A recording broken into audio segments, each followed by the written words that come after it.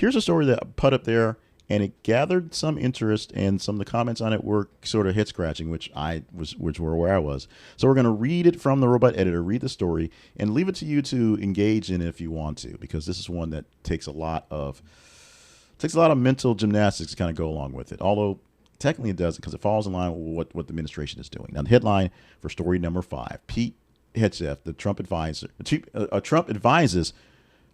Trump advisor Pete Hegseth, I don't know why I call him Trump advisor, urges Pentagon to cut ties with Scouting America. Now, the Secretary of Defense, Pete Hegseth, is asking the Pentagon, or telling him because he's their boss, that they should remove themselves from any long-standing ties with Scouting America, which, of course, formerly known as the Boy Scouts of America, because, as you can guess, too woke, citing inclusion of girls to scouting in general and the emphasis on diversity, equity, and inclusion initiatives, which was away from traditional values, which is, I guess, but traditional values was, as this was made in Britain with many white kids, scouting is a very diverse and very liberating sort of thing. I was a Boy Scout. Many people of many races, creeds, and colors are Boy Scouts and learn a lot of great things on nationality, on the good sense, and some military background, and that sort of thing. Military families, veterans, and scouting supporters are big military veterans, families, and scouting supporters. They're really big on the military and like to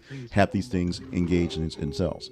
Now, critics argue that Scouting America continues to instill core values, leadership, service, and patriotism closely with military principles. The difference now is there are girls involved in the main scouts, and they're trying to include people in there so more people can learn those values of leadership, service, and patriotism. It's not about lessening the values. It's about bringing more people who weren't attuned to how we do things, said on purpose, to how we do things and make people there. It's the same indoctrination that we have, except we're indoctrinating people that don't quite look like us. And I say that knowing I don't quite look like the us that they're talking about, so that we have a better world of people who are more sympathetic on our end and going to fight for our values, and not just kind of move to the wayside.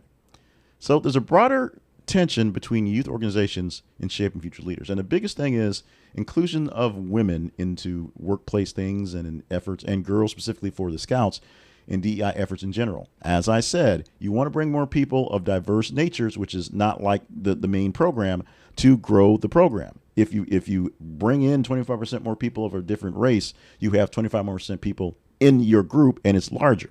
It has more people to function from. It has more cash to pull from as they pay their dues, they do the things. And the number of Eagle Scouts, 3,500 Eagle Scouts essentially is the rough average of how many people have actually gone to academies. And those aren't just white kids. So think about this one before you push this. I know DEI is a buzzword because I know that I am a buzzword. So let's get that straight. But if you're really looking for a stronger workforce, a stronger military force, stronger force in general, you might want to bring in everybody you can and not just say, oh, these people who are of a different color or these people who are girls can't hack it. When chances are they're hacking it just as well on their own, you might want them on your side when the time comes.